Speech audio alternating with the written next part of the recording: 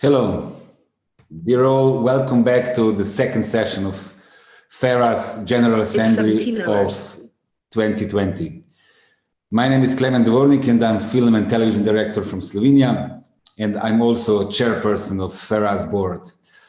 Our Federation of European Screen Directors is celebrating its 40th anniversary this year. And in these 40 years, we have grown into a network of 48 organizations as members of 35 countries. This year's General Assembly is taking place in a, as you see, virtual environment through 3 sessions. Today's second session is titled Doomsday or Rebirth, a rebellious take on European film's future. And it will open with an address from our former honorary president and acclaimed Hungarian film director, Istvan Szabo.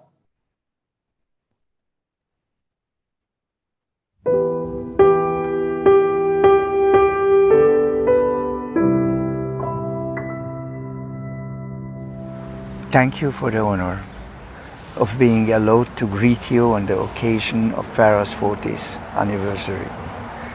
During the time I served FERA and we had gratifying results, I felt for sure that there was a good reason for the existence of our organization. We can help our colleagues and represent them. That was why my contribution caused me great pleasure.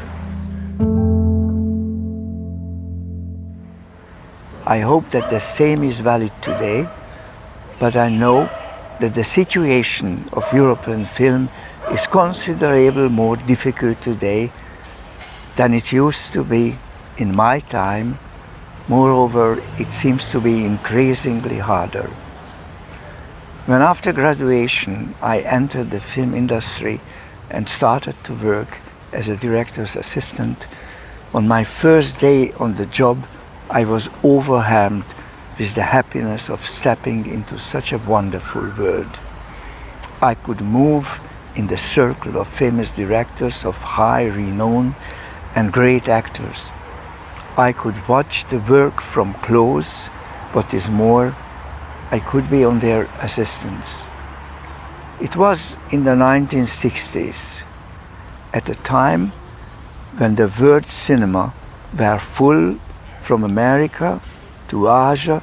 If the audience could see the face of Marcello Mastroianni or Sophia Loren, Lola Brigida Alain Delon, Jean-Paul Belmondo, Liv Ullmann, European faces conveyed love, jealousy, suffering, injustice, social troubles. The world admired bicycle thieves, La Strada, Breathless, La Notte, The Seven Seals, the loneliness of the long-distance runner, La Dolce Vita, Wild Strawberries, and everybody knew the name of Fellini, Antonioni, Buñuel, Bergman, Godard, Andrzej Wajda, Jancho, then later Tarkovsky and Jerzy Menzel. Those were blessed years, the years of sound film reaching its adulthood, these years of captivating a large audience with real artistic values. And all of this happened to us here in Europe. The above-mentioned names are all European names. The faces living on cinema screens were European faces. Today, we probably could not pick one single European face or name which would draw audiences in the world to the cinema. And if by chance there should be a name, we can see it on the poster of an American film. What happened to our face that nobody is interested in it? Or what happened to the word that our stories or the way we tell them do not raise interest? We might not want to change because we are proud of our culture inherited for our ancestors. But why has our face become less interesting when it expresses love like Mastroianni's face did in his time, or jealousy like Liv Ullmann's or Monica Vitti? When I started working in a film studio, a significant proportion of the audience wanted art films. Today, film is only a tiny part of the entertainment industry, and a selective audience can only see films matching their taste, ironically or professionally called art house movies nowadays, in art house cinemas with 60 or 70 seats. There are new opportunities, new spaces for telling our stories. Beside television, there is the internet and the ever-changing technologies.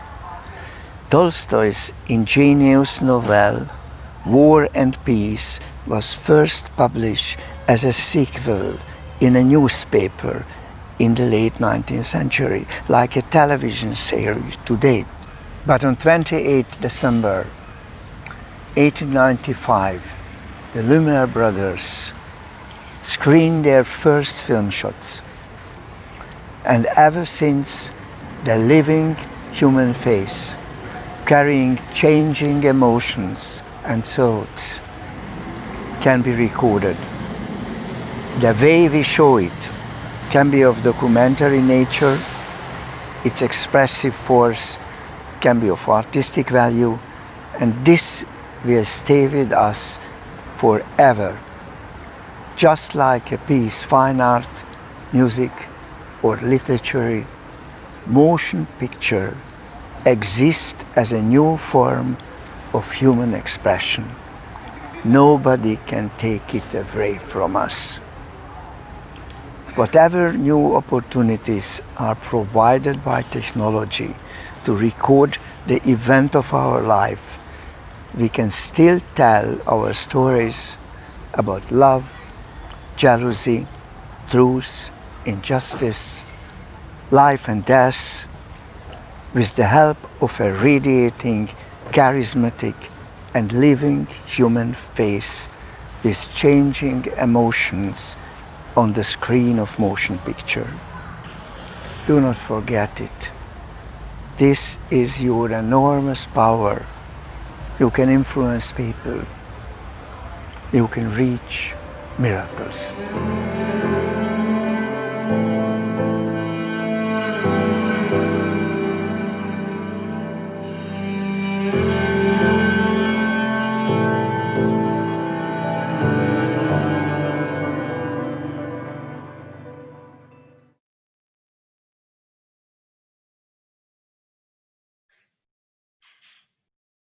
Will be hosted by Domenico Porta, who is editor at Cineuropa.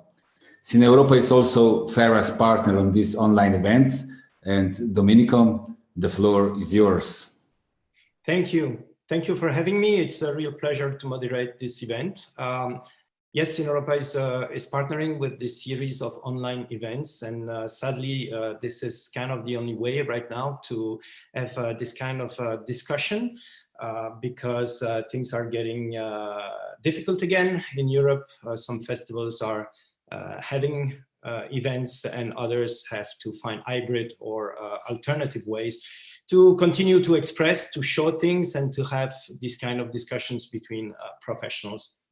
So today we are lucky, we have great speakers. Let me introduce them to you. First, we have Agnieszka Holland, Polish director and FERA Honorary President. Welcome. And then we have Mr. Werner Herzog, German director, screenwriter, actor, and opera director. And then it gets more tricky with the names. We have Hrvoje Hribar, Croatian director and FERA board member. Mr. Roberto Olla, Eurimages executive director, is with us as well. And last but not least, Marion Döring, European Film Academy director. Welcome to everyone. So the way we're going to do this, we are starting with each one of you. You have the opportunity to say something, and I will ask you to tell something about the present today. I know we have this title for this event that is a little bit like a blockbuster title, Doomsday or Rebirth. It sparkles a lot of imagination, but sadly it's not fiction. It's a reality, and this reality is today. So Agnieszka Holland, as the FERA chair, as the FERA honorary president, sorry, you have the honor to start this discussion. The floor is yours.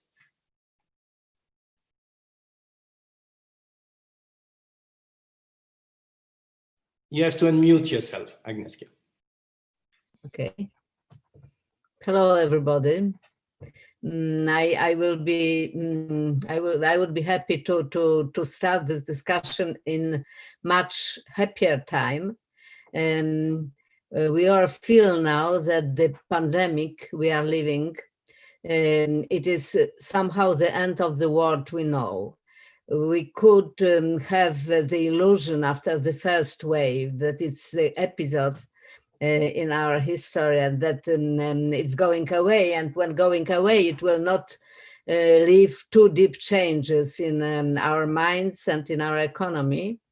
But I think now that with the second wave, or whatever, however you call it, and anyway more violent presence of the virus in our countries, we have to admit that that is the reality which we have to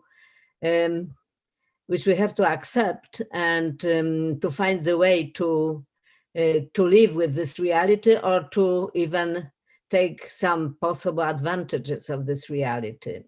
We of course don't know the possible social, political, and economical consequences in general.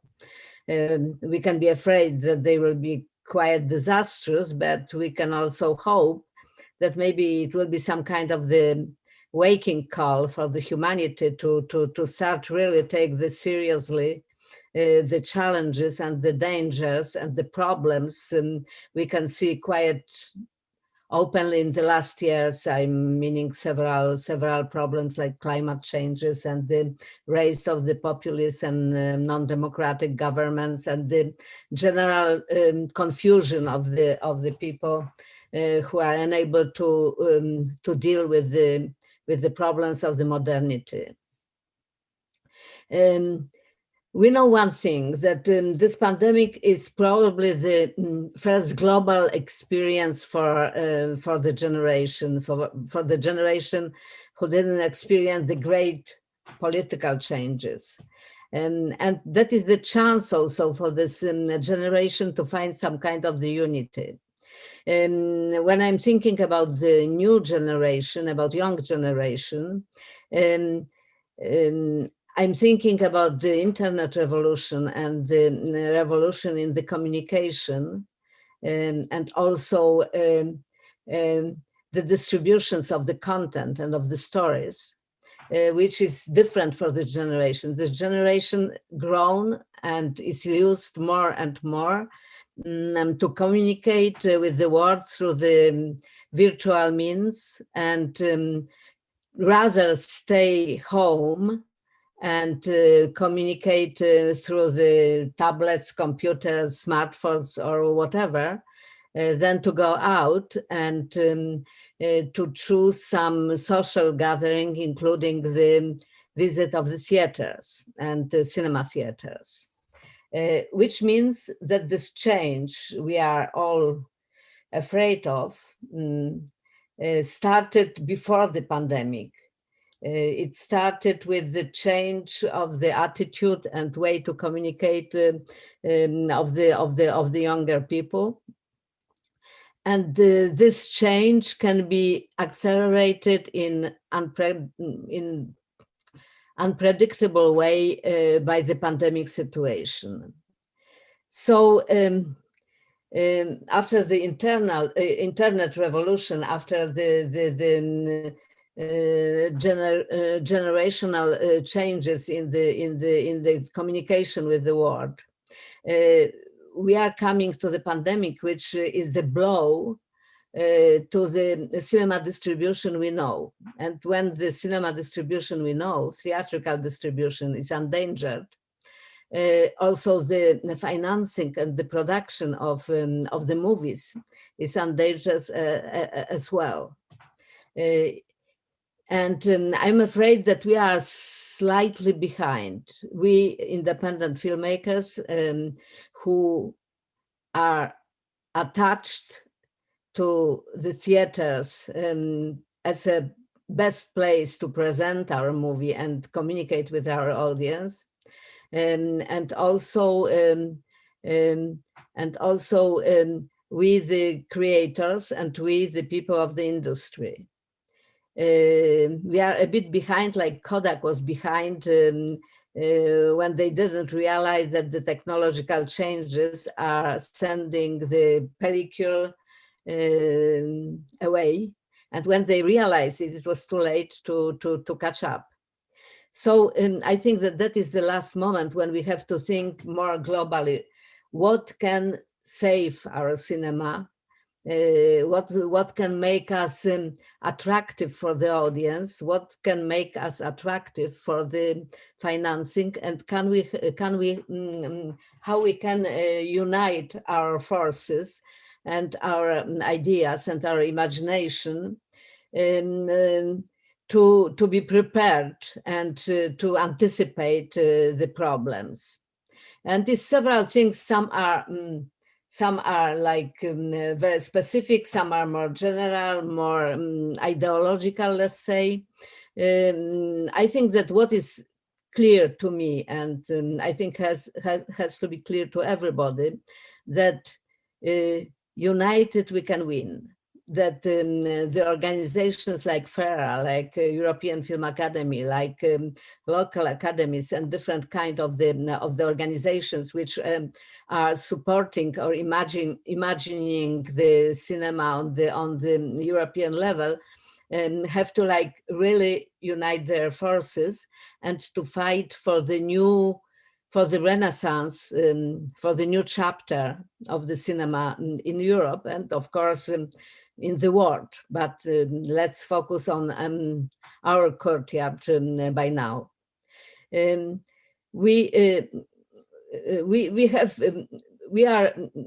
Our members, FERA members, and all the filmmakers are risking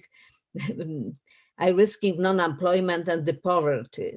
A lot of productions are stopped and the theaters are bankrupting and the distributors as well.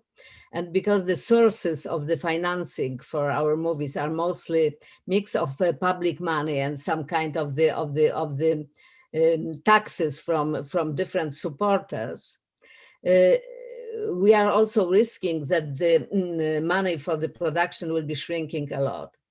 Who is the winner of the situation after when the production will come to normal, after the virus will be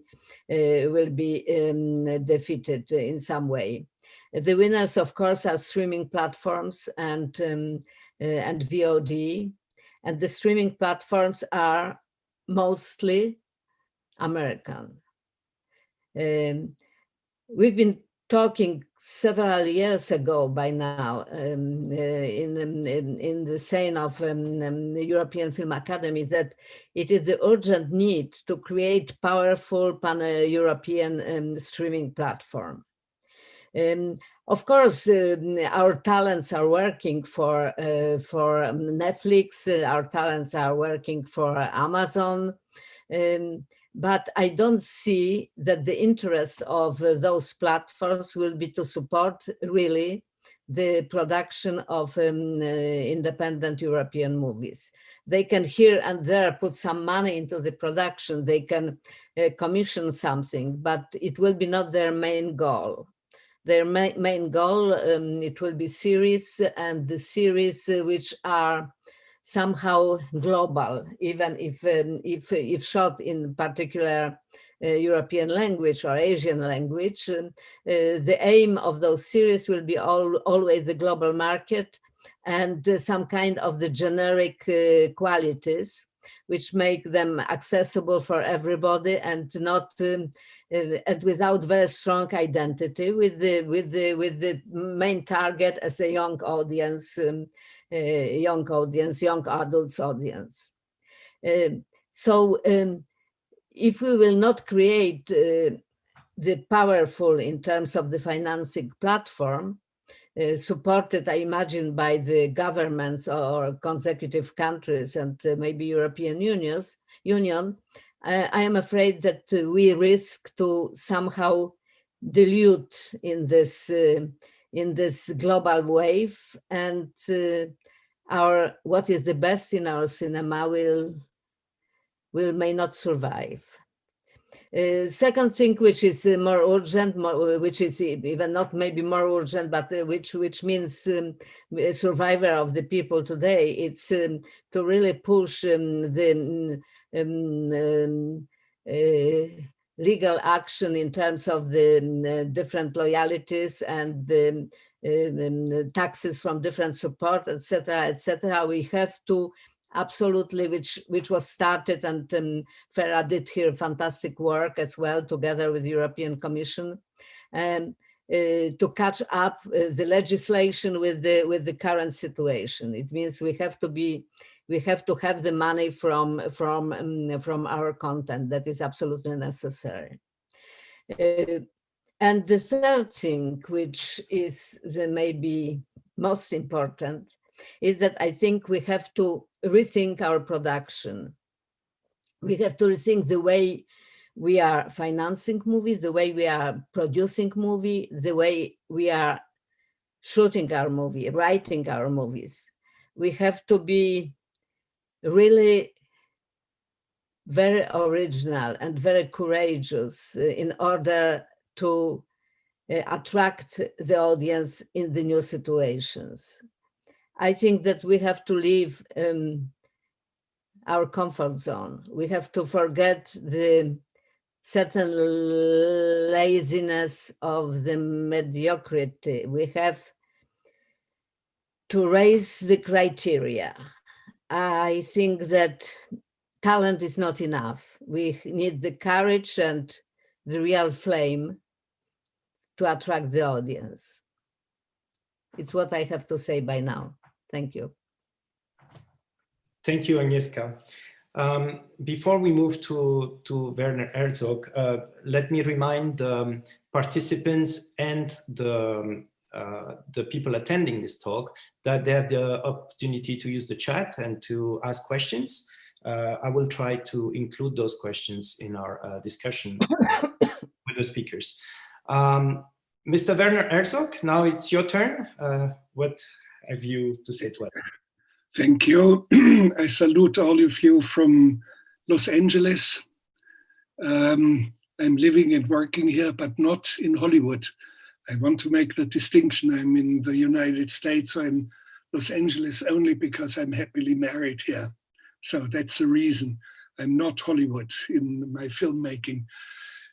When we have to make predictions, and we should be very careful about Europe and European cinema, one thing doesn't need any profits, and that's the leaving of the United Kingdom of the European Union, which in a way affects me because many of my last films, in particular some of my documentaries, were co-produced with British co-producers, partners. Where are they going to go? What is the legislation? Can we still collaborate with them as if Brexit didn't exist? We do not know, but we know the United Kingdom is going to leave. So, and what is going to happen to the British film? I do not know, but I'm worried a little bit that there might be an even more intense Hollywoodization of British cinema, whereas I would love to see more regional cinema. And that does not only mean British cinema. I would like to see films from marginal areas, like a film in Gaelic, a film in Bavarian dialect, a film last night on purpose. I rewatched Ermanno Olmi's The Tree of Wooden Cloaks, which in 1978 won the Palme d'Or at the Cannes Film Festival. And it is a film which is absolutely wonderful in the dialect of Bergamo. Even for Italian audiences, it has to be subtitled in Italian. It's very hard to understand for anyone else, but there's something regional, and regional doesn't mean regional in substance. The film is so beautiful because it is so truthful, and it is something universal. When you look at Bengali films from 1955, Satija Rai with the Apu trilogy, all of a sudden a tiny village near Calcutta becomes a universe of cinema, and it has worked. So I would like to see films from Scotland. I want to see films from Bergamo or Sicily. I want to see films that have something very specific, regional, not pan-European. I think that that could be one of the strengths if we go and discover our intimate identity. Through the intimacy of the identity, all of a sudden we become much more universal. I would like to speak about the shift into the digital world. Of course, all of us know it, and Agnieszka Holland has spoken clearly about it, but I hope we will have some sort of a new culture of viewing theaters or cinema by home theaters, very large screens on our own wall, good sound systems, inviting friends for having dinner, and then we'll watch a film. That it may bring a new culture. Not everything is completely gloomy and doomsday scenario, as we have seen in the title of this encounter today. However, we have to bear in mind that what I experienced, one of my actresses, her 14-year-old daughter, I asked her just recently, which of the films of your mother have you seen? Oh, she said, hardly anyone. I shouldn't see my own mother on a screen. And I said, screen? What do you mean by screen? Have you been in a theater? No, no, no. We do not go to the theaters. And I said, what does it mean, we? Well, me and my friends, my girlfriends. Why don't you go to the theaters anymore? And she says, and I think it's significant, she said, because it is dark and because we do not know anyone around us. So that's a very significant point, and it struck me very deeply, and I have to think about this. And of course, we know and we have to face that many of the 14, 15-year-old kids are watching their film on their cell phones. Somehow their brain, and my brain has started to get some training. I can translate this small screen into a large sort of image. How that functions, I do not know, but it can be learned, but it should not be our goal. And what is alarming, for example, I know that some of these 15-year-olds watch a film on their cell phone and they accelerate it to 1.5 times the speed. So, and many of them are doing it. We have to face it, what's coming at us. And of course, what can we do? We should not, of course, have accelerated storytelling in our own movies. We go with the rhythm of our own heartbeat and of our cultural traditions. That's what we have to do. And of course, we will not have exclamation marks of a car explosion every 15 seconds instead of every 30 seconds. And we have to anticipate something which shouldn't be discussed excessively here in this forum. Everybody speaks about financing of productions. Financing has become very easy nowadays. You can make your feature film for no money at all. In my last feature film, which I shot in Japan, which is an expensive country, most of it in Tokyo, family romance, a narrative feature film for literally no money. I was my own cinematographer. I had a team of 3. And the film was shown at the Cannes Film Festival, and it's good for big screens. So production, and you can shoot a film nowadays, a credible feature film, on your own cell phone. I do not advise it, but this is possible. The problem is distribution. A real problem is distribution, and what Agnieszka has hinted at is maybe some sort of an own channel, European streaming platform, a little bit like, for example, the Sundance channel is promoting and widening the scope of a film festival, but it could be a whole, not only countries, but a whole region like Europe. But I can give you an example, the Filmverlag der Autoren, the film distribution of the authors themselves in Germany in the 70s, 80s, 90s, and then it dwindled away. And it was a platform of the filmmakers as a distributor. The problem of this was that as it came from ourselves, was created by the filmmakers, everyone had equal access to it. And here came the disenfranchising ourselves with our audience, because every single piece of garbage had to be accepted.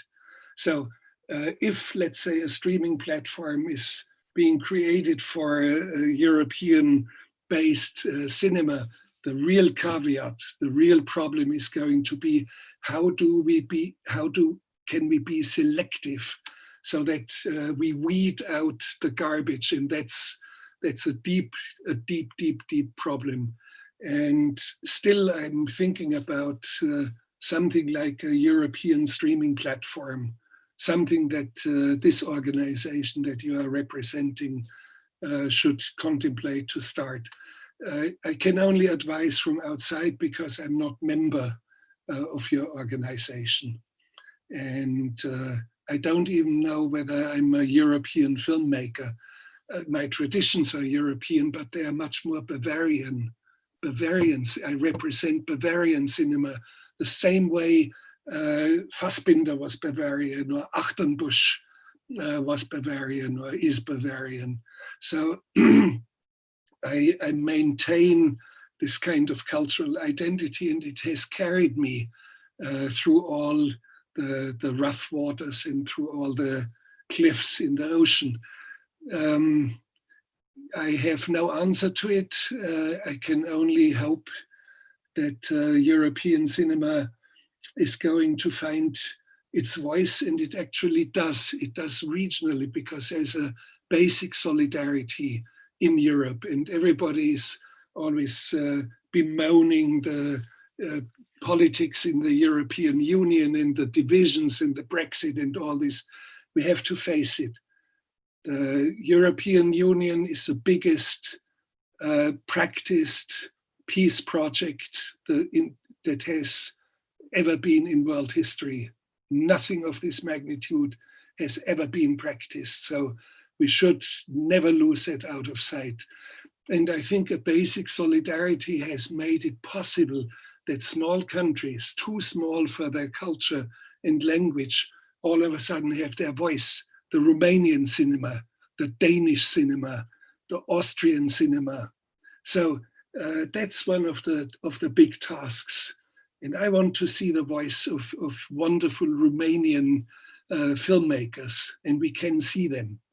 And they have shown their films at the big festivals. So, but of course, again, it is more a regional trend, and we should not lose the regions out over a pan-European sort of culture. Okay, I'll be around for the discussion. Thank you very much. So far, there are already teams that are really popping up out of this talk, and curation is one of them. Curation and visibility of work. Marion, Döring, I introduced you last, but now you have the possibility to speak before the two males that are coming after you, because we don't have parity on this panel. Sadly, we are 5 people. So the European Film Academy has also this wonderful tool that is the European Film Awards, and it's a great way to select films, to show film, to pinpoint some of the cream of the crème, like we say in French. Can you tell us a little bit what is the European Film Academy take on everything that is happening right now? Well, first of all, I would like to congratulate the FERA members from the European Film Academy on the 40th anniversary. And we all wish the circumstances to celebrate such an important event could have been better. And whatever drink we may have chosen to toast on FERA in these days, Corona has poured a bitter taste into every glass. Not only are we and are you not allowed coming together to celebrate, to make ambitious plans and to dream the impossible things to become true. No, whatever we do, whatever we think is suddenly overruled by big question marks. The only comforting experience in this situation is that we are all in the same boat. Today, for example, the European Film Academy had to announce that the European Film Awards will have to be presented online and only online and without a live audience from Berlin instead of Reykjavik, which we had all so much been looking for. However, sometimes in bad news, there are also good news, and the good news are that Iceland will host the European Film Awards in 2022. I think that all we can do in this pandemic is not to let ourselves being pulled down by our worries. And the worries are big, because it is too early to find the appropriate answers to the challenges that we will be facing. We cannot estimate at this moment how long the pandemic will last, nor do we know how complex and sustainable the damages will be. What we do know, however, is that a lot is at stake. We heard that already. And that we will have to be flexible, inventive, and yes, since you are mentioning it in the title of this discussion, we have to be rebellious if we want to find a new formula for the future, for our future. There's only one answer to your question, whether this is doomsday or rebirth. And that is, we have to join forces to make sure it will be rebirth and nothing else. And a lot is on us. We are facing a great, maybe a historic upheaval, and we will only be able to master it if we are looking beyond our own personal needs and beyond the needs of our own individual needs of our professional departments. And last but not least, beyond our pure national interests, which we can all observe now in the debate around Corona in this time. So building the future after the pandemic will request new thinking. It may even mean having to leave the familiar patterns of eco and funding systems that we could rely on for several decades. EFA, which is representing a wide scope of European cinema, is ready to take a responsibility in that. In tackling this task, the diversity of its members, and by professions and by countries, already defines the potential role that EFA can take in the process. And that is the role of a mediator. But let me come back to the anniversary of FERA, which is why we are here. Well, we all know, most of you know, when I look around, getting 40 is anyhow the moment when one has to decide if she or he wishes to live a life without surprises, or whether she or he is ready to leave the comfort zone and to set off for new shores. I'm sure FERA belongs to the latter group. So once again, happy birthday and good luck. Thank you very much. And yes, it's talent, but it's also luck. And as you said, yes, it's very unlucky what is happening right now, but out of unlucky situations sometimes, and most of the times, luck can rise and create something unexpected when you go out of your comfort zone. So I really want to end the first round of discussion with the filmmaker. We started with the filmmaker, we will end with another filmmaker. So Hrvoje, you will speak after Mr. Roberto Olla, representing Eurimages. It's also very interesting to have you here in this discussion because we spoke about curation. You were saying before that you are having a round of selection of films right now. It's all about finding the right talents, finding the right projects and curate them. And I guess Eurimages is also impacted by the current crisis. So I will let you tell us a little bit about that. Thank you.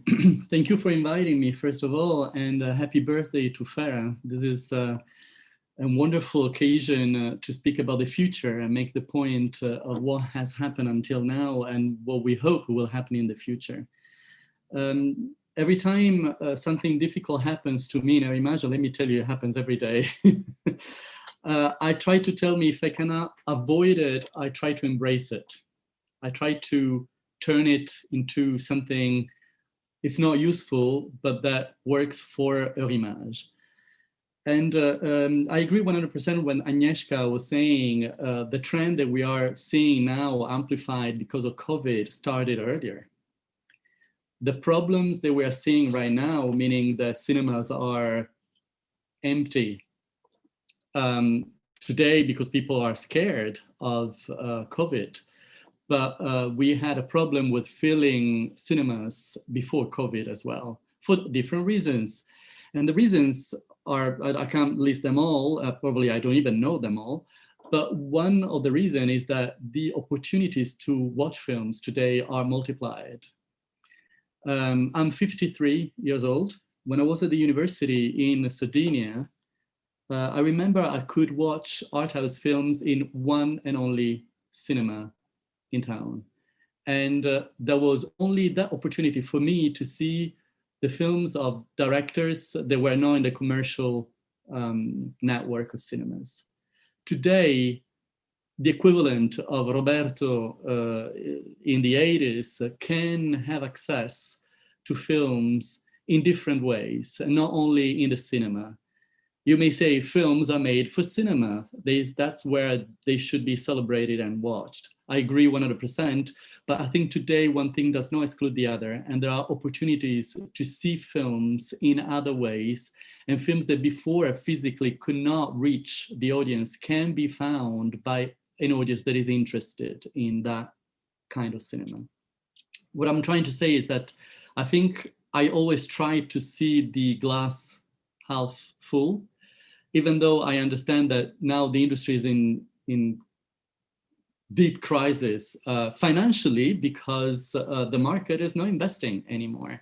And Agnieszka was saying this, there is only public money available. And the private money is now taking risks. That's evident. I don't have a recipe for this. I think the governments should stop looking at the cinema as the cherry on the cake of a culture. The cinema is also an industry, and like an industry, should be supported in all its aspects. So subsidies are necessary, but they don't resolve the problem of COVID today.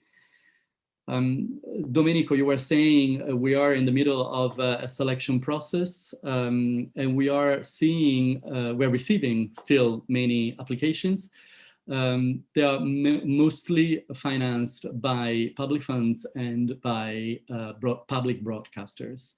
There is not much more money around because nobody has to be dealt with, and we cannot hide behind one finger. Again, I believe that COVID has amplified, as Agnieszka was saying before, a crisis that was already present. What do we do with this? Do we cry on ourselves and think this is the end of cinema? Are we taking the opportunity maybe to change our future. We do not want to become like Kodak, Agnieszka said it, but we can make a lot of examples like this in the industry. Think of Nokia for mobile phones and so on. I think in any sector, if you do not balance between innovation and exploitation, you become old and people are not interested in you anymore. So leaving the comfort zone, you said that, Agnieszka, you said it, Marion, we have the duty to do that. I don't even think we have the choice. Before there was this dichotomy between very art house films and, you know, the author, the point of view of the author, and then very commercial film with a larger audience. Then TV series appeared and they showed that you can have a quality and nearly an auteur point of view and an audience at the same time. I think there's a lot of work to be done towards that direction. Again, don't get me wrong, I'm not saying that all the authors should sell themselves to a commercial way of making films, but the way cinema was seen in the past cannot survive today, and we have to deal with this in a way or another. Sheltering art house filmmakers and voices because they need to survive and to exist and to be seen, both in cinema and in other forms of exploitation of audiovisuals. And maybe what Werner Herzog was saying before, you know, I don't know how, but we are missing a big video on demand VOD platform in Europe. We're missing it. Of course, as Agnieszka was saying, Netflix or Amazon are commissioning projects in every single European country, but that does not make the European industry self-sufficient, and we are not the owner of our own content anymore. So I think there is a lot to be done. I think this COVID-19 has accelerated a crisis that was already present, as Agnieszka was saying, and we have no choice but to react now. Otherwise, we'll end up like Kodak. Thank you. Hrvoje, your intervention is interesting because you're a FERA board member, you're a filmmaker, but you also worked on an institutional level in Croatia, in the Croatian Film Center. You have like a perspective from multiple angles. So what can you tell us about the situation today? How does it affect you?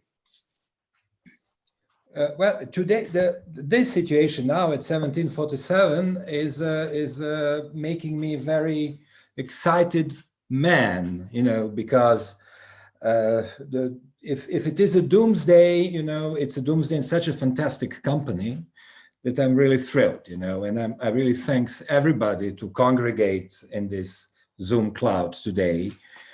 And I think we are very, very happy to have Agnieszka Holland, you know, to lead us, and to have Werner Herzog persuaded to assist us in our, you know, mind exercise. And I'm also very glad to be able to see this recording of Istvan Szabo, who looked so green and so vertical, you know, and so healthy in telling us these words of commands, you know. Only in the beginning of this rebellious debate, as it was announced, I know, did you notice that István was not really very rebellious? István was substantially sad. He gave us an image of an extremely sad, matured man. And he came up with some arguments which really proved his sadness, you know. He came up with some ideas that we had in our thoughts about why the European film is not so sexy anymore, etc., etc. And in all of this, what he said, he didn't mention one thing. So he didn't mention the virus, he didn't mention the COVID, he didn't mention the Tuesday, the Doomsday, you know, we are talking about, Tuesday Doomsday.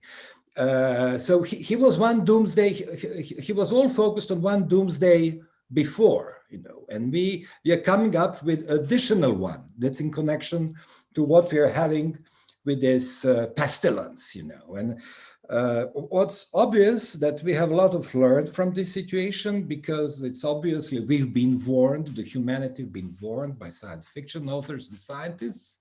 We knew it's going to be either comet or it's going to be whatever, volcano or a virus, and finally it was a virus, and the virus is actually very timid. It's a low-key virus. It's not the 9 monkeys, you know, but it took him 6 months to kill 1 million people, you know. But anyway, we are completely lost because we are very vulnerable. Our societies are vulnerable, and our profession, our industry is vulnerable too, and we are hit very much. You know, as if I would explain it to kids, I would say, you know, we are hit because we are traveling artists, you know, because we travel, you know, we travel to our sets, we travel to reach the place of our productions. And also we travel, you know, to get funding, you know, from the perspective of a small country. If you've been listening to Teona last Monday, she was very graphic, you know, you need to travel to fundraise, you know, you need workshops and you need funds coming from a smaller country. You're actually collecting, you are gleaning, you know, the money that's left there from the bigger funds or the bigger parts of the industry. And if you can't travel, you're in problem. And then the festivals, you know, we need festivals to get this confirmation, you know, of what we are doing, whatever. So we need festivals to travel there to end up this living cycle, you know, of this European art film that we know very much. We all live in this zoo or in this Serengeti of European film, of European art film. So if there is a doomsday that we are talking about, it's not the doomsday of our world, it's the doomsday of our rituals, of our routines, of our comfort zones, of our ways, you know, that we've been habituated. And obviously we have to try to use this situation to get out of the box. You know, in the beginning of the crisis in FERA, you know, one of the good sides of the whole thing is that we started to talk, we started to think, we started to meet. We became digital, so we became closer than before, at least in exchanging ideas. And there was a hope, you know, like 6-7 months ago, that maybe there is some happy end, you know, that we shall be forced to go some steps, you know, back, you know, and then to take some better way to discover something. It didn't. The fairy tale really didn't happen. But 6 months are there, and we can observe some things, and these things are interesting. I'm still thrilled also by the crisis itself, because as the István proves with his initial sadness, you know, something had to come to make us move and to see what can we do. You know, it's not the whole humanity is sharing one virus, you know, but our societies are not the same, our industries are not the same. What's happening in States, it's not the same. How the American industry is affected is not the same as how European industry is affected. And I think that we got an opportunity within our routines, within our institutions, you know. It's not by chance that we are having here these two amazing crossroads of European films. You know, here is Mr. Olla and this amazing Eurimages thing, and European Film Academy, you know. And by really moving these crossroads, you know, we can really contribute to do something to lift up the level of our co-productions and to move on, you know, because anyway, you know, this permanent influx of American industrial film is now halted. So there is some space for European cinema for European film in European cinemas, and some countries took advantage of it, as we shall probably talk about later in the debate. So there are also some good news, you know, and this immense amount of rebate money that we congregated for American crews is standing behind unused, which is an opportunity, as Roberto said, you know, for European projects, for European television serials and stuff. But we must move, we must push, we must go ahead. You know, 6-7 months have passed, and I think we should stir a little bit our brains and we could get somewhere. That would be. Well, yeah. let me take your last words. You say we must move. You also got excited about your own talk, and you said it took this virus to make us move. So you are kind of projecting yourself in the future already. But the situation today is that we are all paralyzed. We are all in different places talking online. Shootings are not happening because insurance companies cannot provide sufficient guarantee for the artists to work. So platforms like Netflix that have private funding able to fund and to guarantee those shootings are taking advantage of that situation. We want to move, but are we really moving right now? And as you said, it's been 6 to 8 months. This is huge, a huge paralysis.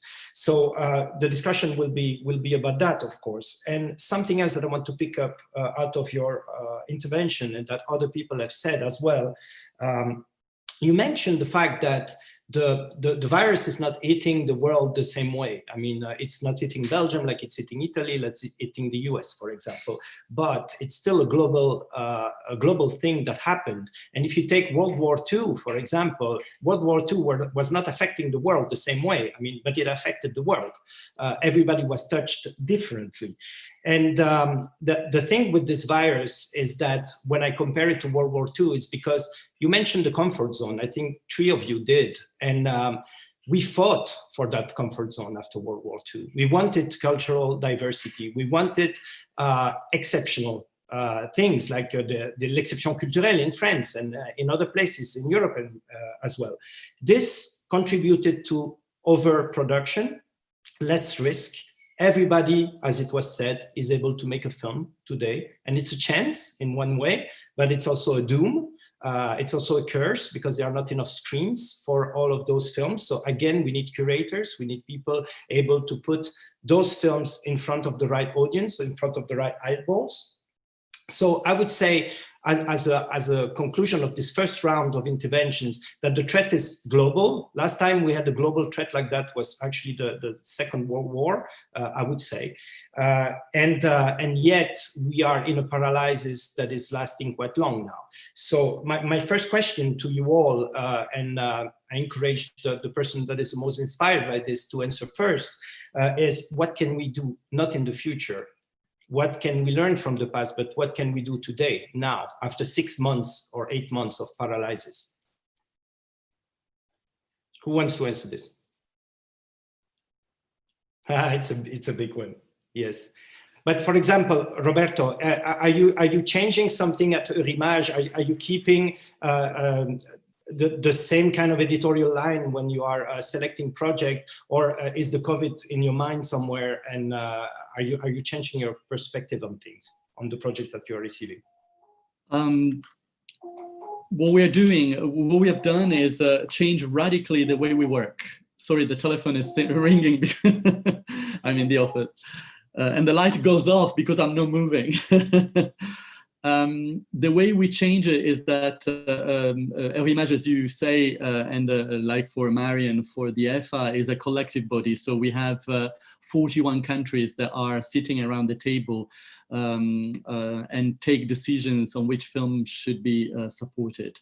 Now, we used to do it physically until COVID hit the world. And if we had waited until such time as the travels could happen again and the borders could open again, then we would not have any new support decision taken. Instead, what we have done is to change our regulations. Now we can meet online and take decisions so that the producer can keep on making films. And it is not right that there are no shootings today. There are.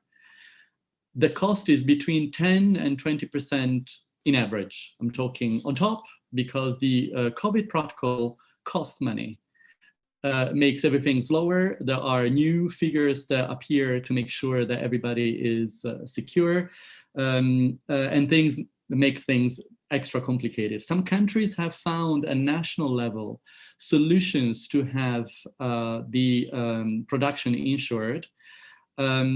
Everybody tried to have a European formula, magic formula for helping also those countries that did not take the initiative or could not take the initiative, did not have the strength to take the initiative to have the insurer companies covering pandemics as well in the future. What I would like to say is that the problem today of Europe is the lack of Europe, meaning that if the European Union does not have a competence to act in certain sectors, they cannot invent the competence from day one to day two. It is something that should be coming from the national governments that transfer such competence at European level. And that is the formula that works for everything that is not working today. The pandemic is an example. You have seen that the borders were open and closed individually. Why? Because there is no such a thing as European competence on that. There is no such a thing as health at European level. So what we are learning today is that in order to be stronger, we need to be a little bit more European than we were before COVID happened. That, Domenico, does not answer the question, what can we do now, today? Today we realize that we have a huge weaknesses and that we have to deal with them as quickly as possible, because the future will reserve most probably similar situation like this one.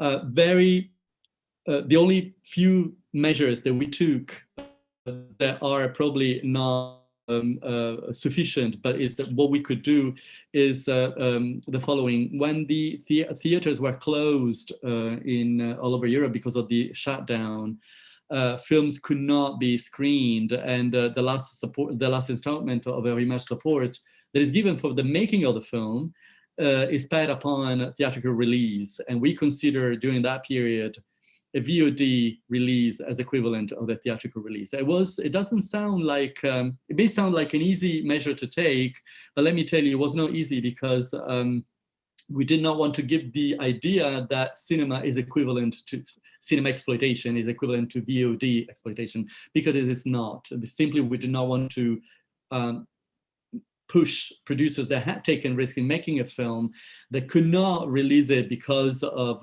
conditions that went beyond their control. We did not want to push them into bankruptcy somehow.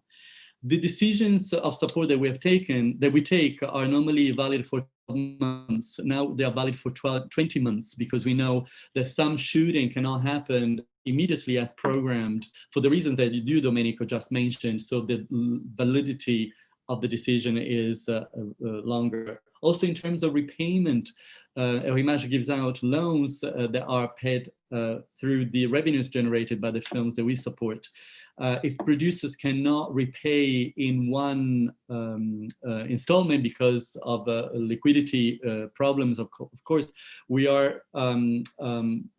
decided to allow them to have several installments, and dilute it throughout time, so that that can help them, surviving in this difficult period.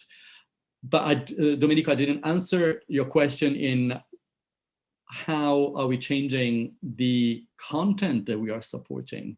That is not an easy thing to do in Eurimages, at least, because we are a collective body, and there is no one person that takes decisions. The decisions are taken collectively, and I am in line 100% with what Agnieszka was saying, meaning that we need to adapt, and this COVID has accelerated something that already existed, but not everybody agrees with that. So I'm not sure what will happen in the near future. The only thing I can tell you is that if we do not change, and Werner Herzog has pointed it out earlier, the distribution of films will be a serious problem, even though we produce those films, meaning that through public money, we end up making them possible, but how can people see them? And it's like a book in a library. If you have a book in a library, you don't even know it exists. It's like if it was never written, because you don't have access to it. So we have to collectively think how to react. I don't have the magic solution, but I agree 100% with the fact that we need to react. Agnieszka, you have a comment on what Roberto just said. You're on mute. You have to unmute yourself.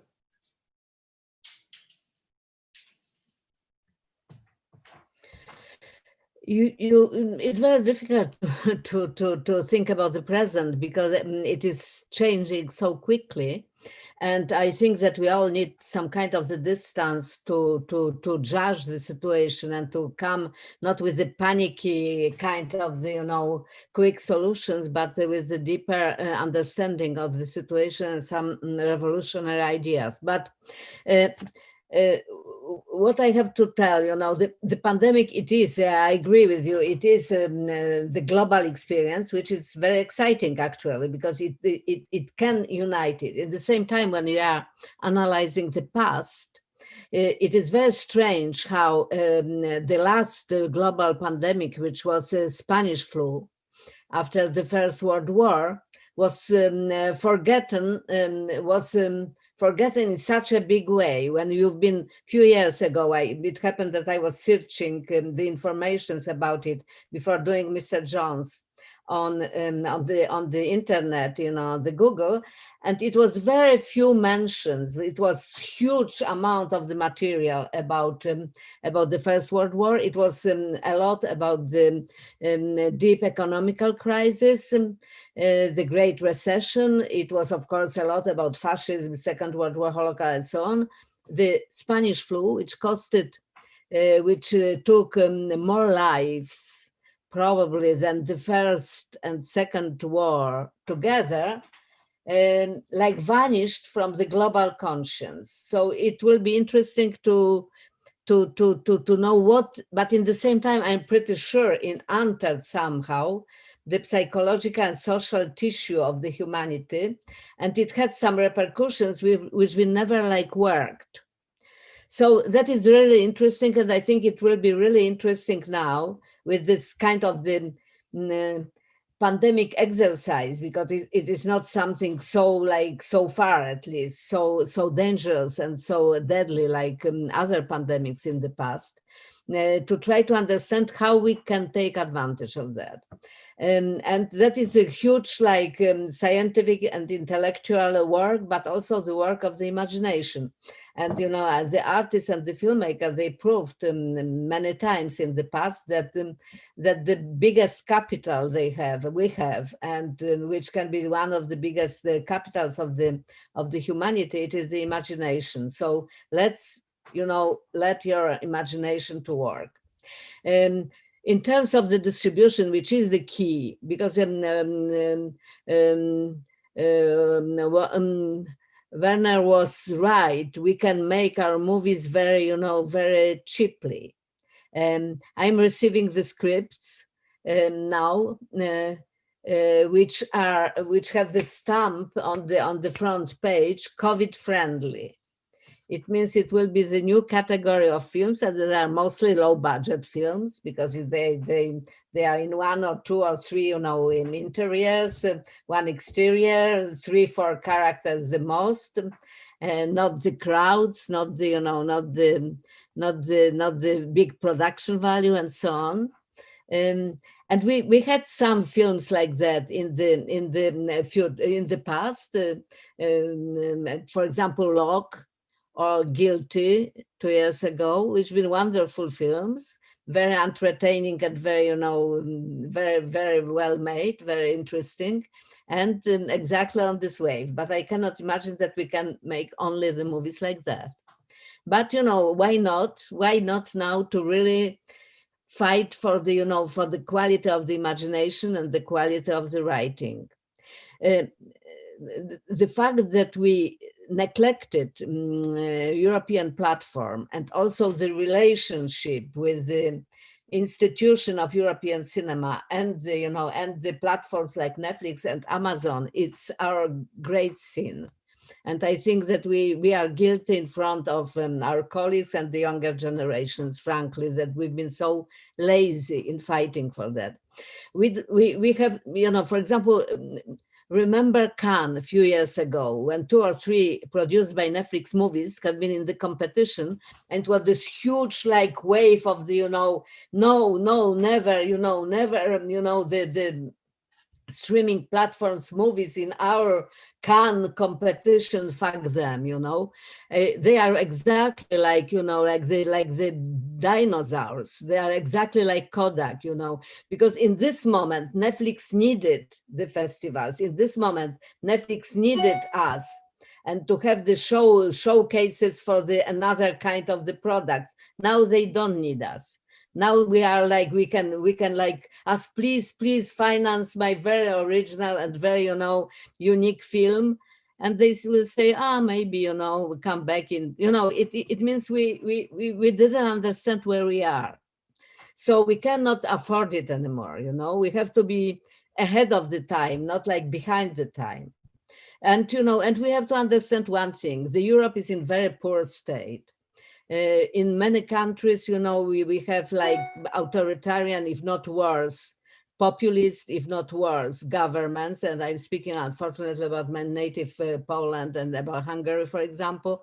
Let's see United States and pray that Donald Trump will lose the elections. If not, we have in more countries, you know, the crooks like that, charlatans like that I will use, you know, the name of my last film. And so we have, and the European Union, even with the best people, is tied by the treaties, and the treaties have been like one voice, it means all voices, you know, solutions for the most important issues like liberal veto. And those jerks can block any interesting and innovative regulation very easily, and they want to do it. So I think that, you know, that we have to like unite as professions, as a different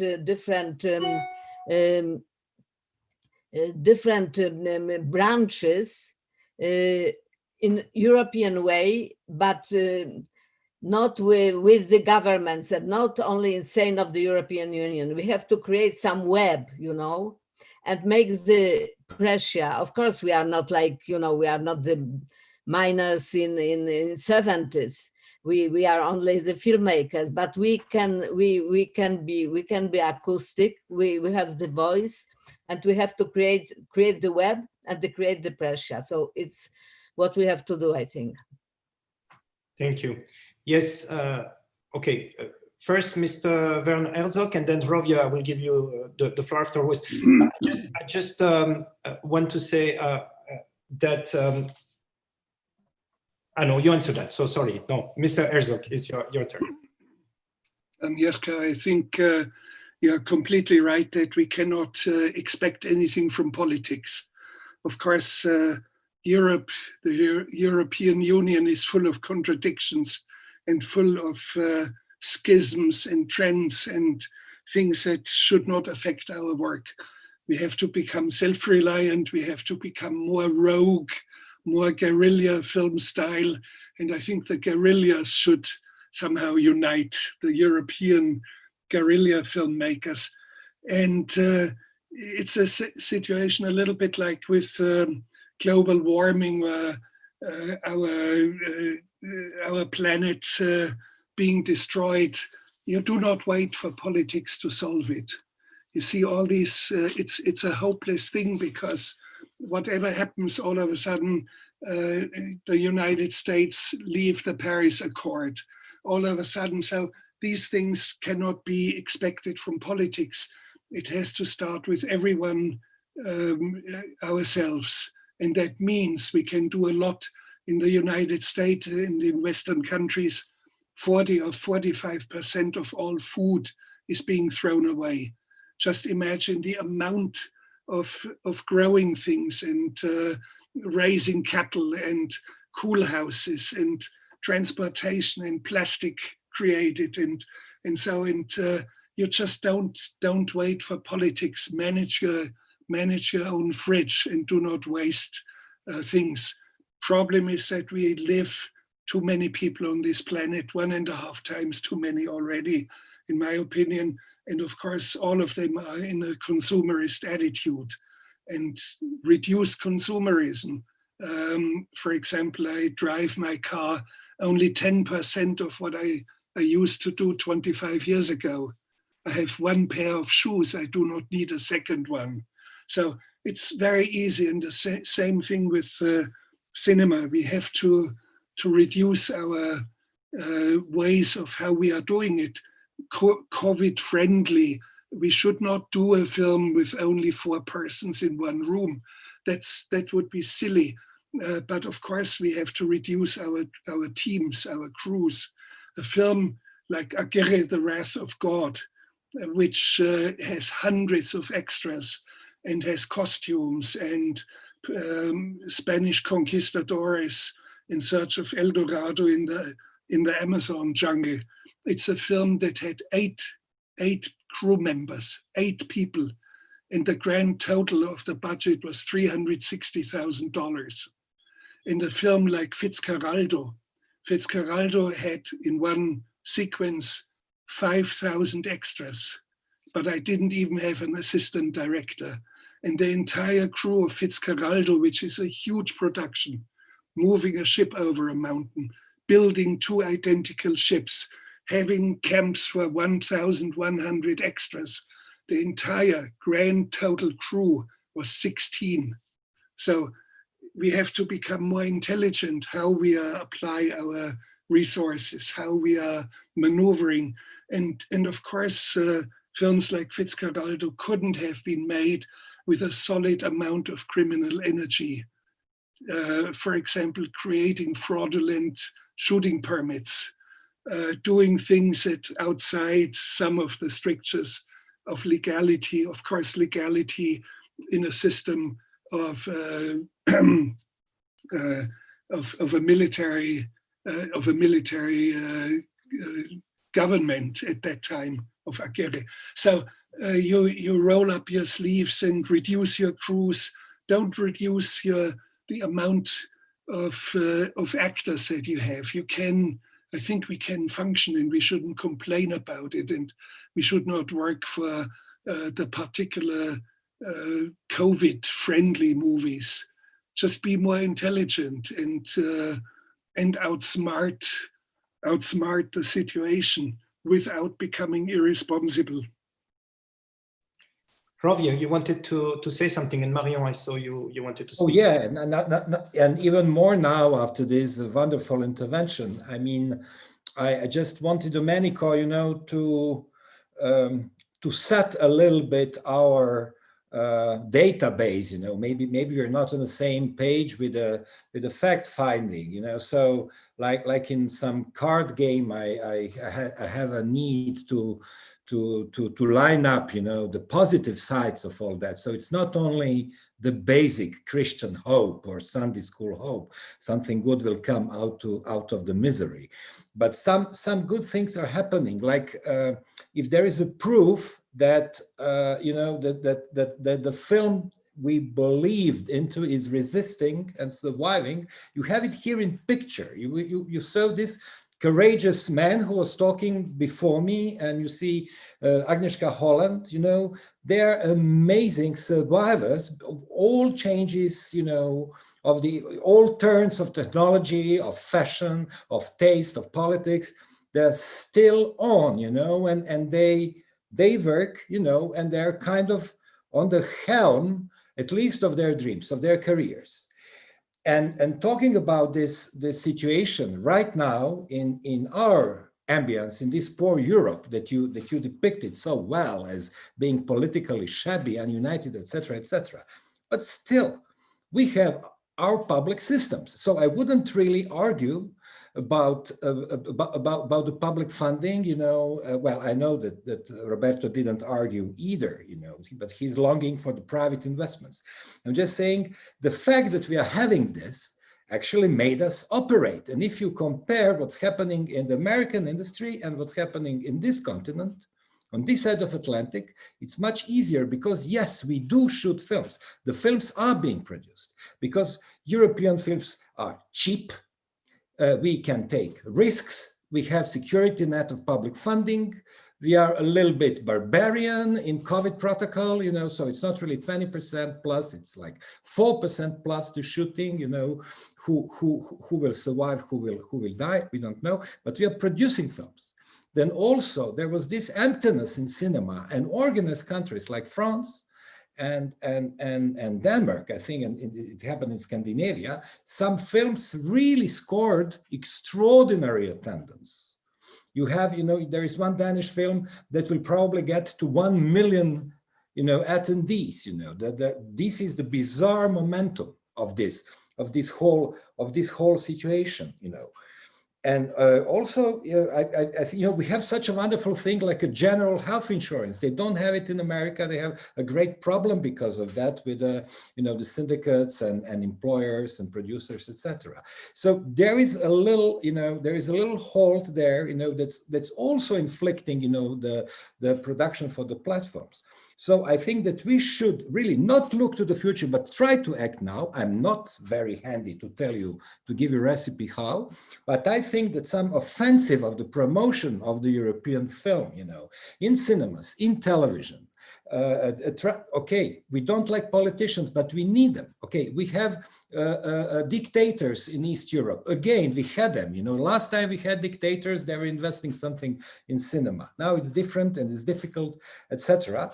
But I think that we can make, we can try to make, you know, our promotional instruments like European Film Academy to be stronger, to be louder, you know, and to create some common idea about, you know, about this white whale, about this holy grail, because we all feel like that we had kind of European cinema that we lost. That's what István started with, and I can ended my contribution with this. It's the fact, you know, that every truck driver at the time had a Brigitte Bardot pin-up, you know, in his truck, and everybody was nicknamed, policemen were nicknaming each other Delondo, you know, Delon or Belmondo, etc. It was everybody knew, you know, who was. We had this fantastic talk of Liv, you know, last Monday. You know, everybody knows who is Liv Ullmann. She was never a Catwoman. She was never a Lara Croft. She's a dramatic actress from Oslo, you know, and everybody on earth knew her, you know. So in a way, I know the world changed, the audience changed. It's not only about cinema, you know. If the kid now say, you know, it's dark in cinema, and I don't know anybody, so I won't go there, we are in problem, because that's why we went to cinema, because it's dark and we don't know anybody, you know. So this is a very, very, very difficult contrast, but I think that we should try to step on it, you know, and to create some, to give some energy to this, what we are doing, to really to believe into it, you know. Maybe, I don't know, maybe I'm a bad character, or maybe I'm too much in advertising, but I really think that, I don't say that we can create a need, but we can really make people recreate, you know, understand what they need, you know, because people are not stupid. Our audience is not stupid. You can see it in festivals, you can see it around the world. People can't get educated, you know. People can't get, let's have them back to classics, you know. Let's teach, let's ask them, what do they think, why it was so popular then. They didn't see these films, they didn't see that thing, you know. Let's push European film a little bit on them, and I think we could end up with something. Thank you. Yeah, it's all about context, of course. And when Agnieszka was saying that she receives scripts COVID-friendly, there's another type of films that are COVID-friendly in the opposite way. You were mentioning the Danish film that is making 1 million entry in Denmark. I guess you are talking about Another Round from Thomas Vinterberg. So I met with Thomas last week in Cologne because I had a masterclass with him, and he told me in private that actually his film is super COVID-friendly because it's a film about celebration, about going out, about drinking, about celebrating with friends. And this is something that we are craving for right now, and that is being restrictive for us. It's like making a film about freedom in the context of a war. So you see, even this film that was made in a context that had nothing to do with COVID happened at the right time. Marion, you wanted to say something before. Yes, I think we have all become victims of a mentality that everything has to grow. I mean, all the time, whenever we apply for public funds, everything we have to prove. We have more followers, you have to more likes, you have to invent something new, you have to be innovative. You will not get any public funds if you don't prove that the project is growing and growing and growing. And I think that we are eating ourselves up like that. We should take the chance, the big chance, which is in this COVID-19 pandemic, is that we can take a breath and we should rethink our values. We should get slower also. And I completely trust the fantasy and the creativity of the filmmakers. But we also need to create a proper framework for what they do. And I agree also with the fact that we need a platform. The younger generation, unfortunately, is not going to the theaters anymore as much as we would like to see them in the cinema. So we need also for them, but also for many people who live in regions where there are no theaters anymore, we have to show them our films. So a platform is overdue. And we all know that creating such a platform takes time. We can't wait until the end of COVID, which may take another 1 or 2 years, and then start the whole process, which involves a lot of clearing of rights issues, etc., etc. We know very well what it means to create such a platform. So we have to start now. And what Hrvoje said also, yes, we have to invest in the next generation of our audience, which we do, for example, with the Young Audience Award, where we can see that there is a hunger for European film, and kids love to watch these films, and they love to see also films which are not so accessible. They want to see interesting stories which are not the typical popcorn films that they are mostly used to see in cinema. So I think we have to use the moment that we are now taking a breath, that we are having so many question marks, and start at least with a couple of things like a platform now, because we can't wait. It will be too late. It will take in the end, it will take 2 years COVID plus 6 years until all the legislation, etc., is cleared, and then our 8 years pass, and then how will the world look in 8 years? We don't know. So we have to start now, really. I believe it could be started by a single country. I don't think we need to wait for the entire European Union to bring it to a vote and to establish it. If a single country starts it, the problem of the platform is not so much creating it in the legal forms and the aspects of all this, and representation of each individual country, and balancing the amount of population in each country and whatever. So that's going to be an endless debate which will not take us anywhere. It should be started spontaneously and attract more and more other European countries. And we do have very, very good examples. And that is the Filmverlag, the Autoren in Germany, where the curation of it was a problem. And how do you do that? How do you create something that has a certain vehemence? And that's all what makes us survive for a long time. Agnieszka, for example, with her films, and in my case, it's a question of vehemence, of vision. And it doesn't matter whether we are in the late 60s and the student rebellion and the imminent socialism coming to the world, and whatever. We have seen this and that and the other trends. It doesn't matter.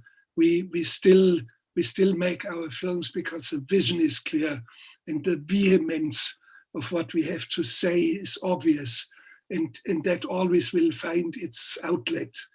But I'm speaking of something more in common. I should not speak about myself alone. In common, we do have a European house or some sort of a European culture, the culture of the Occident.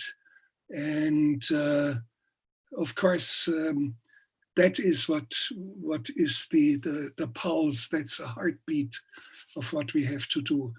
But creating a platform through ballots and common political consensus is going to take endless. I think a country like Latvia should start it or whatever and invite others. I want to see Estonian films. I want to see films from Bulgaria. And the funny thing is, all of a sudden, in my case, all the emails I get today come from 15, 16-year-olds from Missoula, Montana, who haven't seen a film of mine in a theater for 3 decades, but through availability on streaming platforms and on the internet, all of a sudden it's the young people who are attracted. And all of a sudden, a young lady from Botswana in South Africa gets fascinated. So we do have a reach through a platform, a streaming platform that could be worldwide, not just for European cinema. It should be, we should aim out to the world. And of course, we shouldn't be nostalgic and bemoan the wonderful times of Mastroianni and Brigitte Bardot and the Swedish actress. So they are not coming back. What we'll see today or in the future is the big Bollywood stars or some Chinese action kung fu stars or whatever. Those are the archetypes of the cinema of the future. It doesn't matter. We do not need to complain. Just roll up the sleeves, and somehow a streaming platform, I think, is more necessary than anything else. Okay, that's very interesting because, you know, we have the last week or even this week, there's a report from the European Observatory that has just been released. And that is basically saying that 40,000 of European films are available on 367 platforms. So we have VOD platforms, we have too many of them. And the reason, because we have so many platforms, is because also the same thing, the public funding. So most of them were funded publicly without risk assessment, without the way Netflix was funded or the way Amazon was funded. So it's a different policy. And yes, quality assessment. Quality assessment is, you see, for example, a friend of mine is submitting a film to the Sundance Film Festival. 24,000 submissions are there now. So who makes the quality assessment? And the 40,000 European films, 39,000 of them, 39,800 are garbage. And even in the selection of Cannes, 90% is garbage. In the selection of Sundance, in the final crème de la crème of the 24,000 applications, submissions, most of it will be garbage. We have seen it. It's still the curation, yes. And Mr. Herzog, it's also interesting to point out that in this report, you are in the top 3, like of all the directors we have, of directors who had the most title represented. You have 46 films on VOD platforms, and there's basically just Godard and an Italian director on top of you. So you are very well represented on VOD, and so you have some kind of outreach. But I guess when you're talking about platforms, and when you're talking about single platform, you're talking about a competitor to those big streaming platforms that are Americans, and a place where we would put all of our effort to compete and to reach the audience that is our audience. Of course. Agnieszka, I see you burning to speak, so I will give you the floor now.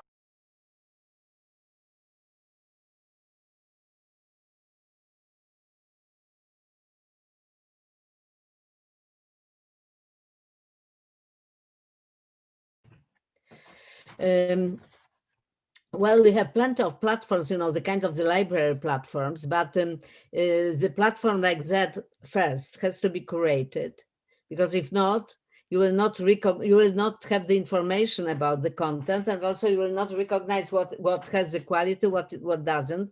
I will not tell that it's so much of garbage, Werner, but yeah, it's a lot of mediocre things, and we had this conversation already. You know that the quality is our main tool, and the courage and the innovation is our main tool. But we need the platforms which are created, but we also need the platforms which are able to produce the content, to finance the content. It's what Netflix or Amazon or Apple now or Hulu or millions others which are growing there on another side of the and HBO, of course, the best one. What they are doing, they are producing the content, and they own this content, and they can make the money with this content. And they also, and of course, Werner, is not only for European audience. It has to be global if we want to make our cinema and our production, our art alive. But it has to be generated from our point of view and from our experience as the artists, as the citizens, and the people which are being special kind of the history. It's a lot of things, and Europe, which is the union of so many talents and so many values and so many experiences on all levels, by some kind of the laziness in the science, in the distribution of the art, in the new technologies, stays behind China, behind Korea, behind the United States. And we have, if we will not change it, we'll just disappear slowly but surely. Okay, thank you, Roberto. I saw you raise your hand at some point. I don't know if it's still relevant to what we are talking now, but I don't know. I'll try to summarize what I wanted to say. I think what we are talking about right now, the need for an attempt to distribute or to make this content available at European level beyond cinemas is an old problem. In the 90s, I don't know if you remember, there was this idea that Europe should have a distribution network similar to the US. It was the polygram period, and everybody believed that finally one film could be theatrically released in every single country in Europe through the same distribution pipeline. So our fragmentation in Europe would be somehow sidestepped by the creation of a distribution network, more or less like in the US. It did not happen. It did not happen. They tried. There was not such a thing as a group that could invest so much, it takes so much risk in distributing films that would be seen and appreciated in a different way in the different corners in Europe.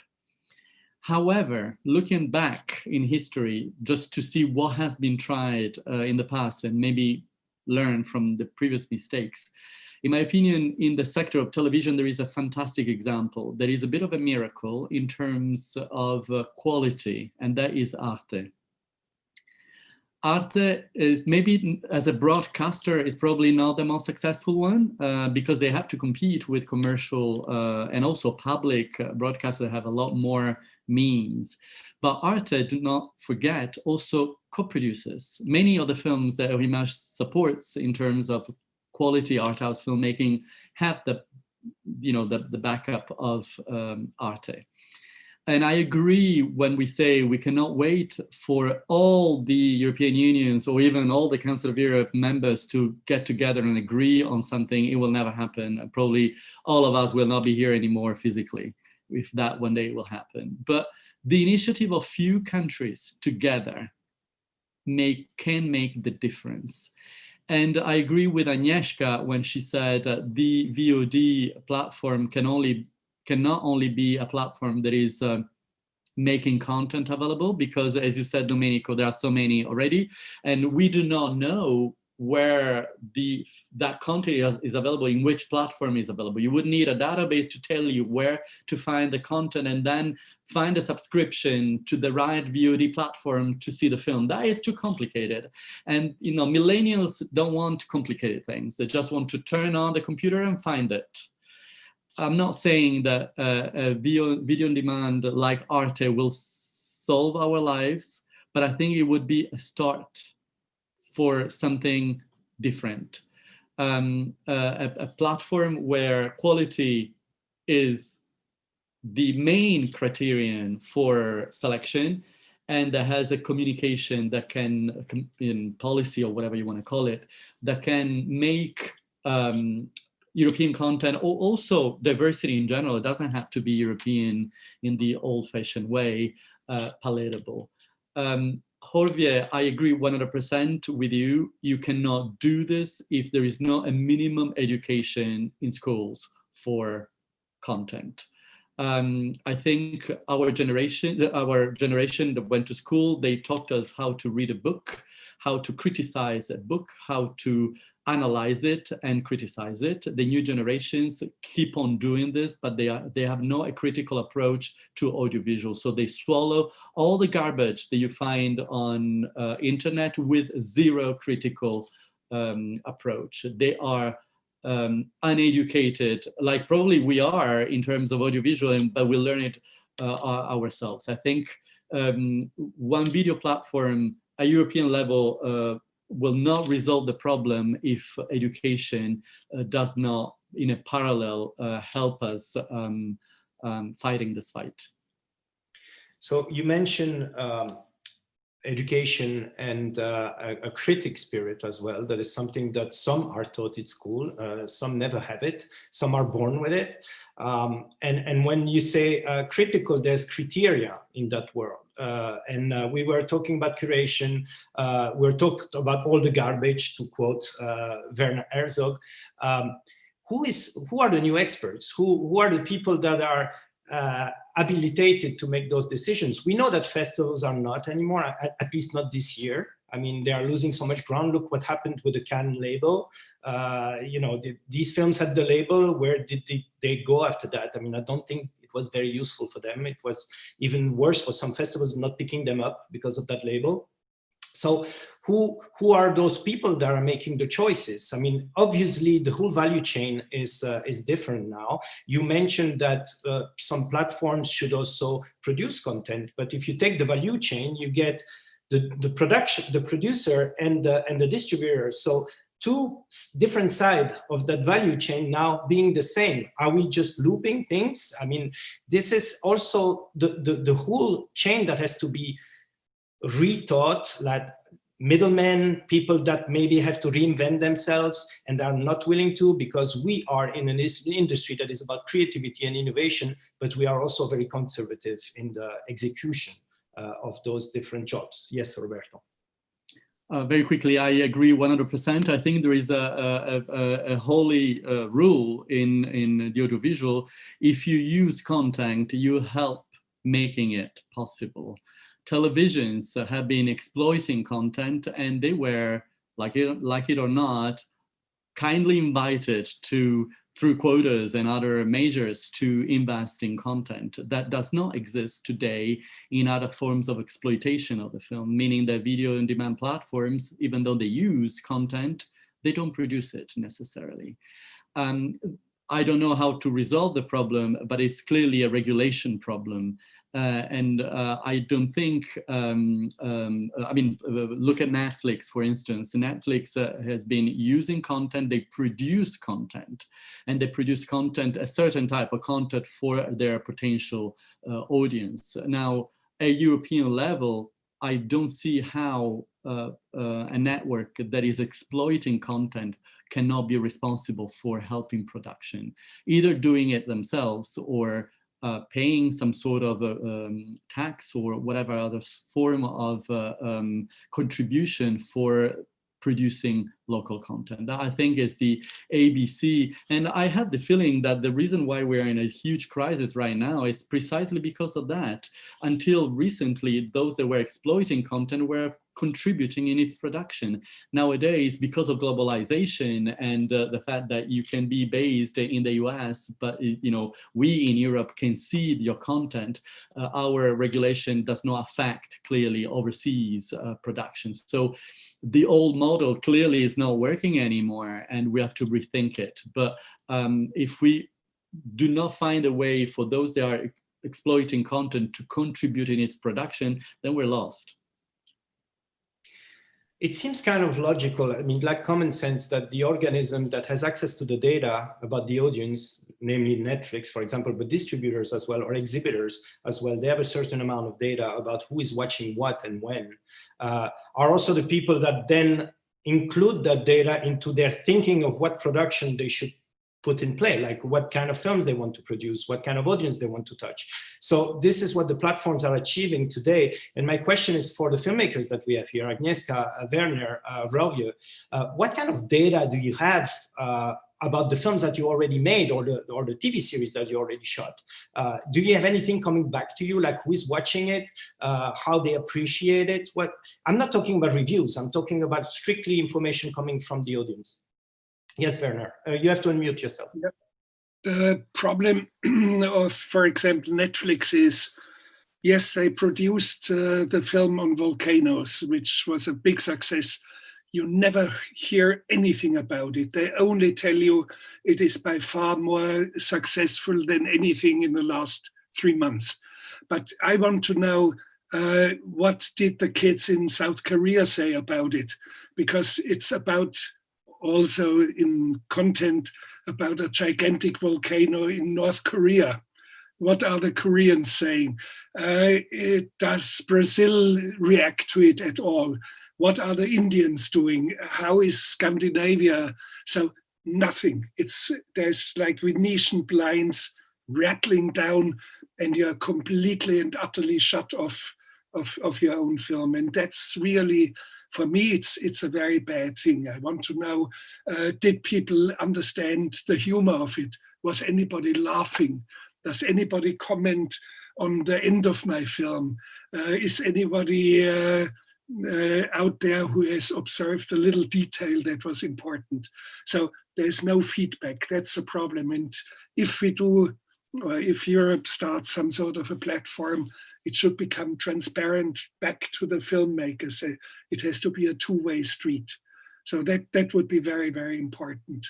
And I do not believe that any platform can try and imitate Netflix. Netflix has nearly 200,000 subscribers by now.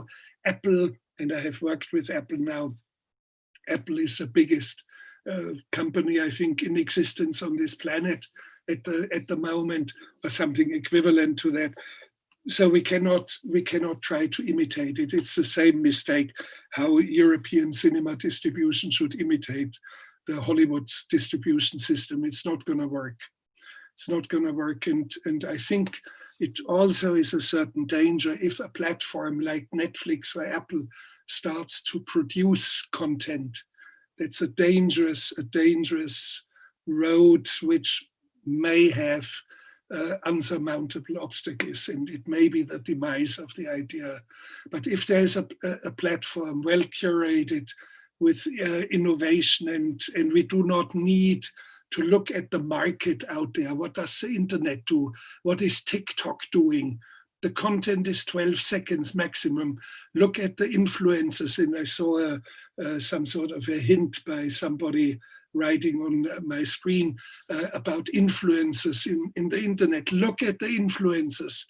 You see, you wish you were never born if you listen to them. You just wish you were never born. So we have to create our content with pride and with vehemence, and with the cultural traditions that we have, and with a clear vision, and it will survive. We will survive like that. And the dangers are out there, and let's not try to imitate the internet as it is doing. The internet, nobody reads anymore, for example. Nobody reads books anymore. But I know, and I'm certain, and I demand it from young filmmakers who are learning from me, You have to read books, no matter what. Because if you are not reading, you will be a mediocre filmmaker at best. You will never be a good filmmaker. And every single filmmaker here who is here is sitting on tons of books. I see it in Zagreb. I see it. Does Agnieszka have books behind her? Well, anyway. So we cannot educate. We cannot educate an audience through school. It's not going to function. Okay, Agnieszka, you wanted also to comment. Yeah, but you know, I don't remember what I wanted to tell. I was listening to Werner so deeply. No, we don't have to imitate for sure, but we have to take some you know, some conclusion from their experience, and some of the experience are usable, some are not. And we can do better on some areas, and we'll never achieve some kind of the, you know, of the level in some. But when Netflix started, it was very small. Also, when HBO started, it was very small. You don't start immediately as a giant. You know, you have to just have the right idea how to do it, and the courage and some money, of course. Anyway, you know, I have, on the optimistic note, I have to tell it. COVID so far was very nice to me, and two of my movies which open under the COVID in two countries, Mr. Jones in France and Charlatan in Czech Republic, did the best score I ever had in these countries in any of my movies. So, and I think they are, you know, I don't think they are genius movies, but I think they are serious movie about substantial matters. And it was for me the very good news that the audience in this very complex and complicated and dangerous situation has a desire not only to escape from freedom and not only to be entertained, but to also to try to communicate with some exactly complex and difficult experiences of our world. So I feel like unforced. I don't feel like defeated or depressed. And don't be worried about István being sad, because István is always sad as long as I remember him. And you know, he's Hungarian after all, you know, so how you can be chilly when you are Hungarian. Okay, thank you. Yes, Hrvoje, I just want also to say, because it was mentioned before, that today we use this word influencers, but I mean, speaking for myself, but for me, my influencers were filmmakers, and you still are. So when you are speaking here and you have people listening and taking notes and writing down the films or the books that you are recommending, I mean, this is influence. And we should never underestimate the influence that we have in this industry, but also as artists, and you are here all contributing to that. So it's not just about people on YouTube. Influencing is not new. It's something that was always there, but it's about now influencing those people that prefer to be influenced by someone unboxing a box of perfume on YouTube. So this is a complete different behavior, and it's about getting known and using the medias that they are using. So when we mention Netflix today, we are not actually mentioning a platform, we are mentioning several platforms. I have a Netflix button on my phone, I have one on my remote, I have one soon, we will have Netflix on PlayStation and stuff like that. It's already happening actually. So it's not one, and Netflix before was a rental company of DVDs. So, you know, they used different platforms, they became a brand. And I think that, at least I speak for my part, we have several brands in Europe, you know, Eurimages, Creative Europe, EFA, any awards given by the EFA, and your name as directors are also brands. And this is something that people can vouch for, can feel identified to. And let's not forget that this is not something that we lost with the COVID. It's something that we have just the opportunity to strengthen. Hrvoje, you wanted to intervene.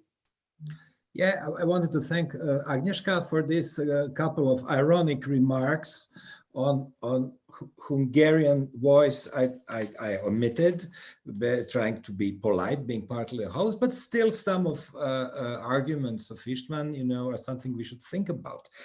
Straightforwardly, I will answer your question. No, from the platforms you cannot get any data. You know, what's happening on television and cable, you can actually grasp, you know, through the network of collecting societies. You know, here you can have a data, even the transfrontier distribution in cinema you can trace very well. So we are a little bit in the dark. I just wanted to say, because we are kind of closing this whole thing, I wanted to say that now at the 14th anniversary, you know, who wouldn't like to be 40? I would like to be 40. I can just remember that that FERA used to be very militant, very political organization, very angry organization at the time. We are different now. We don't believe in politics anymore. We even don't believe in the efficiency of a positive politics. Now, not to talk about the rest, but still I think there is a job to be done. And I think that we could do more, I mean, altogether, and FERA, you know, doing some advocacy, you know, creating a case out of the European film is maybe a dull word, but of the European point of view on cinema. This is fantastic. We coined this. It's very good. The European point of view on cinema. This is something that we should really make advocacy for and make a case in front of the public, in front of the politicians, in front of the industry, and especially televisions, with special emphasis on public televisions. Yes, Roberto. And of course, you know, being a bit of a host, I'm really from the heart giving some compliments here. And the one I really forgot to mention is Cineuropa, which is doing such an amazing job that also should get to another level and should be a reference, you know, to everybody, you know, because we don't have film critics anymore in press, on television, whatever, you know. Everybody is just translating, you know. Hopefully, you know, the New York Times and Guardian have very good film critics, because what you can read in European news is, you know, bad translation of these reports, you know. So we need also more of Yes, and of course, there is no discourse about cinema, and we cannot artificially create it as it was in the 60s, for example. It doesn't exist anymore. And all of the film reviewers in the United States have disappeared, with the exception of 2 or 3. All the rest, the entire film critics has shifted into celebrity news. So, and you see it at festivals, the same thing. The headlines in the Canadian press last year was Brad Pitt gallantly weaseled around the car and opened the door for his wife. What's her name? Also a big star, a female star. And I'm at a loss at the moment.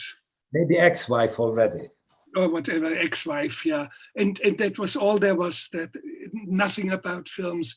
It was about the gallant gesture of Brad Pitt. So, yeah. And we cannot create it again. And when it comes to education, I think schools cannot do it, newspapers cannot do it, television cannot do it.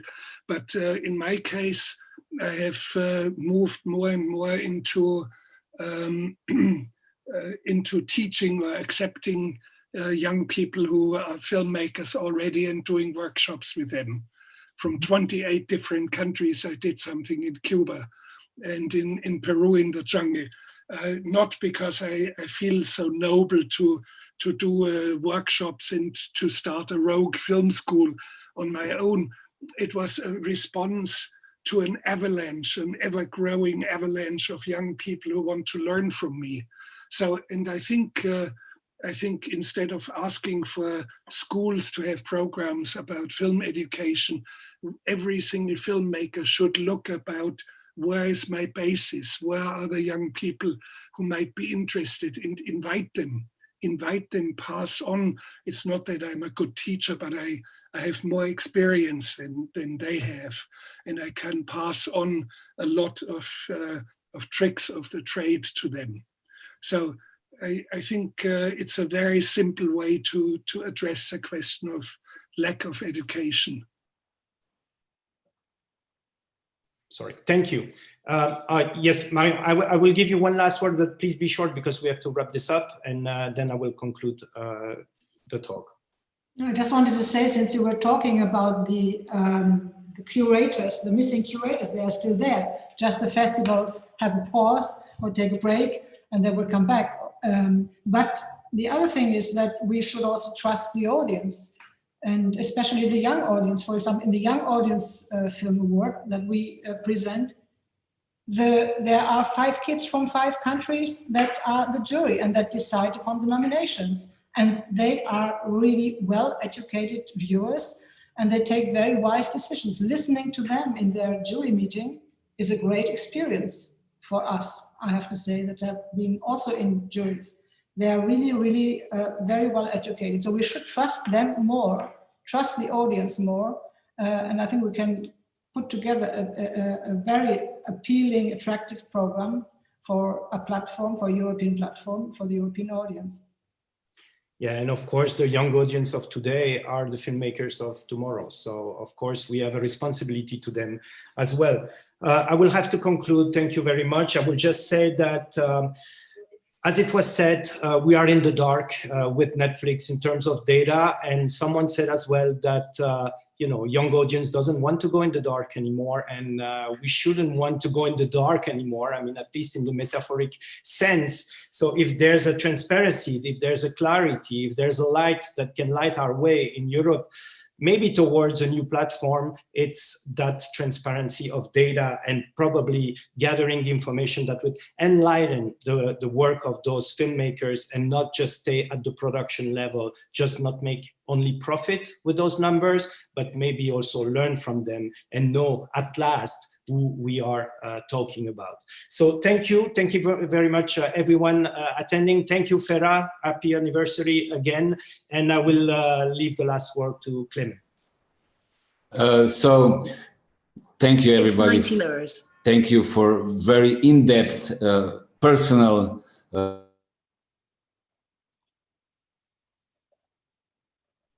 You're on mute, Clement, again. Somebody muted me, I muted myself. So I thank you again, all the panelists. You were great.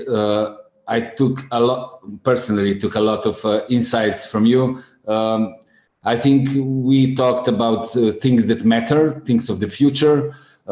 We were not so gloomy as our title. And maybe because, Domenico, you missed Agnieszka wanting to tell a last sentence, maybe Agnieszka can lead us out. And before that, I will invite everybody, our delegates of FERA, for the next week's statutory session that will take on Tuesday at 3:00 p.m. And Agnieszka, take us away with your last thought, please. Well, guys, I just read in the Guardian film today, they have every day for the subscribers, they have several articles and thoughts about the cinema. So it is a platform, you know, to talk about the cinema, which is intellectual, insightful, and new. And I read the sentence one viewer wrote: "Cinema brings hope in a way laptops cannot." So let's bring the hope. Thank you, everybody. It was a great panel. Thank you. See you next week, everybody. Bye.